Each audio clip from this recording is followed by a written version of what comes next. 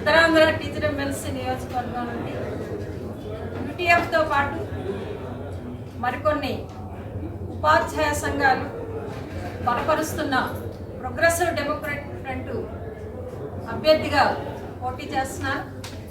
Progressive democratic front లక్ష్యం ఏమంటే ఈ ఎన్నికల్లో విద్యారంగాన్ని పరిరక్షించుకోవాలనేటటువంటిది ఒకటి. పరిరక్షణ అనేటటువంటి అంశాన్ని ఎందుకు చెప్తున్నామంటే గత 4 ఏళ్లుగా విద్యారంగంలో వచ్చేటటువంటి రిఫార్మ్స్ మొత్తం విద్యారంగాన్ని సంక్షోభంలోకి నెట్టేటటువంటి పరిస్థితి ఏర్పడింది. అందుకోసం విద్యారంగాన్ని పరిరక్షించుకునేటటువంటి లక్ష్యంతో మరి మేము ముందుకు వెళ్తున్నామని చెప్పి తెలియజేస్తాం. రెండో అంశం ఏంటంటే పిఆర్సీలు ఇవ్వకుండా రివర్స్ పిఆర్సీలని ఈరోజు చూపించేటటువంటి పరిస్థితి ఏర్పడింది.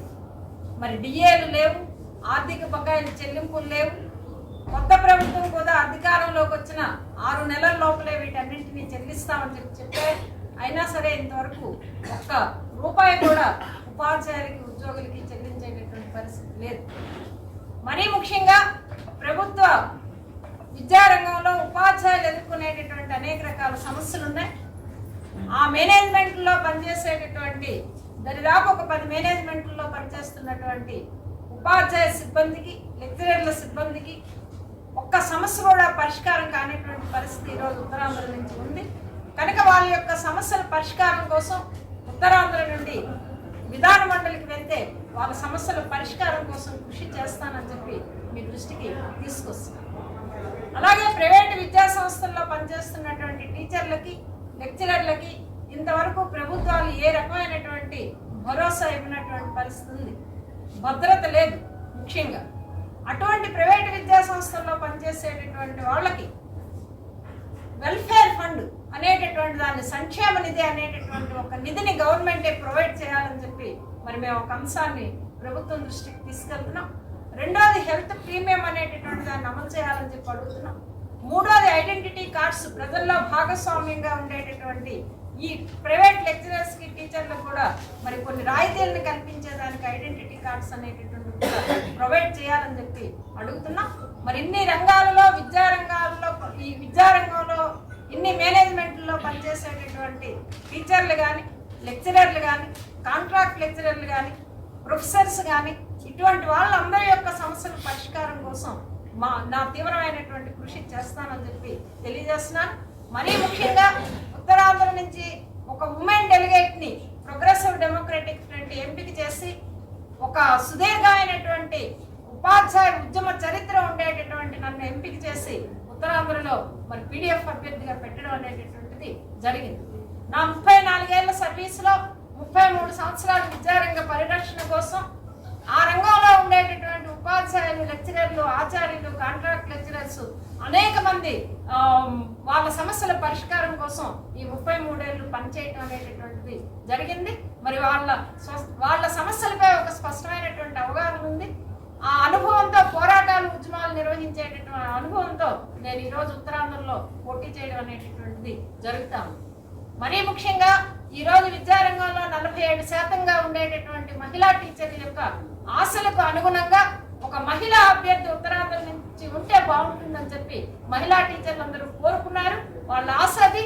అటువంటి 47% డెలిగేషన్గా విద్యారంగంలో ఉండేటటువంటి ఒక ఉమెన్ టీచర్స్ యొక్క ఆశ మేరకు నేను ఈరోజు ఒక ఉమెన్ డెలిగేట్గా పోటీ చేయడం అనేటటువంటిది జరుగుతుందని చెప్పి కూడా మీ దృష్టికి తీసుకొస్తూ ఉత్తరాంధ్రలో ఉండేటటువంటి విద్యారంగ పరిరక్షణ కోసం, ఆ విద్యారంగంలో పనిచేసేటటువంటి సిబ్బంది మొత్తం సమస్యల పరిష్కారం కోసం, అలాగే ప్రభుత్వం ఈరోజు విద్యారంగంలో తీసుకొచ్చే నష్టదాయమైనటువంటి రిఫార్మ్స్ని తిప్పికొట్టడం కోసం మరి ఉత్తరాంధ్ర ఉపాధ్యాయ సిబ్బంది యొక్క గొంతునే నన్ను గెలిపిస్తే మండలిలో వాళ్ళ యొక్క సమస్యలపై నా వాణిని వినిపిస్తానని చెప్పి ఉత్తరాంధ్ర ఓటర్లందరికీ కూడా నేను తెలియజేయడం అనేటటువంటిది జరుగుతుంది.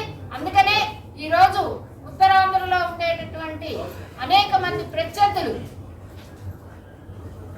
లక్షల రూపాయలు, కోట్ల రూపాయలు ఖర్చు పెట్టి ప్రభుత్వాల యొక్క మద్దతు తీసుకొని, పార్టీల యొక్క మద్దతు తీసుకొని ఈరోజు ప్రచారానికి వెళ్ళేటటువంటి పరిస్థితులు కనిపిస్తున్నాయి.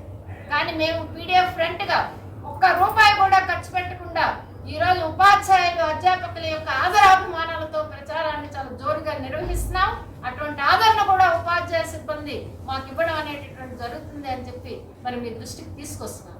మరీ ముఖ్యంగా పెద్దల సభ ఔన్నత్యాన్ని కాపాడాలని చెప్పి ఉత్తరాంధ్రలో ఉండేటటువంటి ఓటర్ మహాశయులందరికీ నేనైతే విజ్ఞప్తి చేస్తున్నాను.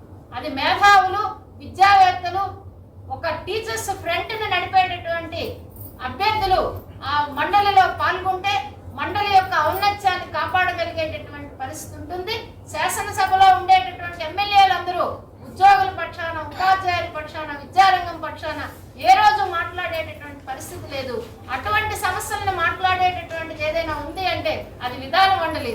అటువంటి విధాన మండలిలో మన సమస్యల మీద చర్చించేదానికి మరి అవకాశం ఇవ్వాలి అంటే మరి మన ఉపాధ్యాయ సిబ్బంది అందరూ కూడా ఆ రకంగా నన్ను ఆదరించి మొదటి ప్రాధాన్యత ఓటు వేసి గెలిపించి పంపించాలని చెప్పి మీ ద్వారా మా ఉపాధ్యాయ సిబ్బందికి, లెక్చరర్ల సిబ్బందికి అందరికీ కూడా మరి తెలియజేయడం అనేటటువంటిది జరుగుతాం.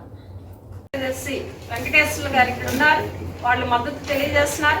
సైన్స్ ఆర్గనైజేషన్స్ మద్దతు తెలియజేస్తున్నారు. కాంట్రాక్టు లెక్చరర్స్ కూడా మద్దతు తెలియజేస్తున్నారు. సైన్స్ ఆర్గనైజేషన్స్ జన విజ్ఞాన వేదిక అనేటటువంటిది కూడా మద్దతు తెలియజేస్తుంది. మరికొన్ని ప్రజా సంఘాలు కూడా మద్దతుతో ఈ రోజు మీ ముందుకు రావడం అనేటువంటి సభ్యత్వంతో ఉంది. అటువంటి యూటీఎఫ్ బలపరిచినటువంటి ప్రోగ్రెసివ్ డెమోక్రాటిక్ ఫ్రంట్ అభ్యర్థులుగా ఈ రోజు పోటీ బరిలో ఉన్నారు. Welcome to our YouTube channel. Don't forget to like, subscribe and share the videos.